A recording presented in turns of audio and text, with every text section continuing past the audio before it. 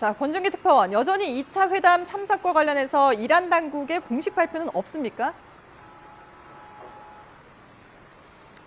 네, 아직 테헤란은 직접 입을 열지 않고 있습니다. 국영통신 등을 통해 미국이 해상 봉쇄를 유지하는 한 어떠한 협상도 없다는 입장을 내놓고 있지만 이란 정부의 최종 협상 거부로는 보기 힘듭니다. 이란 언론은 아직 파키스탄에 협상단을 파견할지 결정되지 않았다고 전하고 있습니다. 반면 미국 CNN은 이란 대표단이 내일 화요일에 파키스탄에 도착할 거라고 이란 현지 소식통을 인용해 보도했습니다. 휴전 기간 종료 직전 회담을 개최해 모레 수요일에 상징적인 휴전 연장 발표를 기대하고 있다는 겁니다.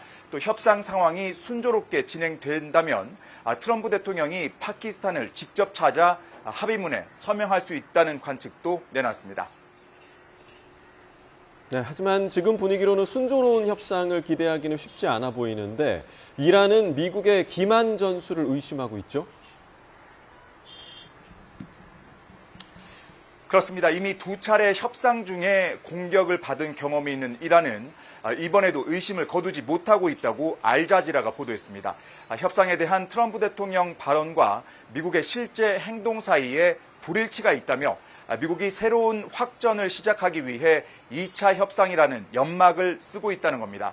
특히 미군 증원군이 계속 투입되는 가운데 트럼프 대통령이 백악관 상황실에서 안보회의를 소집하자 이란의 의심은 더욱 깊어지고 있다고 관측했습니다. 이란이 파키스탄으로 협상 대표단을 보낼지 쉽게 결정을 내리지 못하는 건 이런 맥락 때문이라고 알자지라는 분석했습니다. 이란 테헤란 시내에선 어젯밤에도 대규모 친정부 시위가 열렸습니다. 집회 참가자들 사이에선 미국에 대한 불신이 만연해 있다는 걸 확인할 수 있었습니다. 들어보시죠.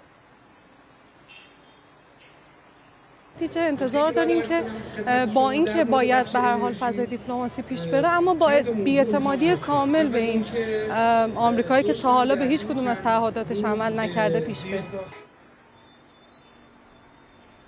네, 파키스탄은 이미 2차 회담 개최 준비를 마쳤다고 하는데 마지막 중재 노력도 하고 있다고요? 네, 어젯밤 샤리프 파키스탄 총리는 페제시키안 이란 대통령과 전화 통화를 했습니다. 이 통화에서 이란 대통령은 미국이 이란에 대한 해상 봉쇄에 돌입한 것을 두고 외교에 대한 배신이라고 비판했습니다. 미국이 봉쇄를 유지하는 한 대화를 이어가기 어렵다는 입장을 밝힌 것으로 보입니다. 이에 파키스탄 총리는 이란이 지난 11일 1차 회담에 참석해준 데 감사를 표하고 지난주 순방한 주변국들에서 평화에 대한 바람이 크다는 분위기를 전달했습니다. 사실상 휴전 시한이 끝나기 전에 대화 테이블로 복귀해 주길 바란다는 뜻을 전한 것으로 보입니다. 지금 이곳 파키스탄 이슬라마바드는 회담장 주변을 봉쇄하고 도로를 차단하는 등 2차 협상을 위한 준비를 모두 마무리 지었습니다.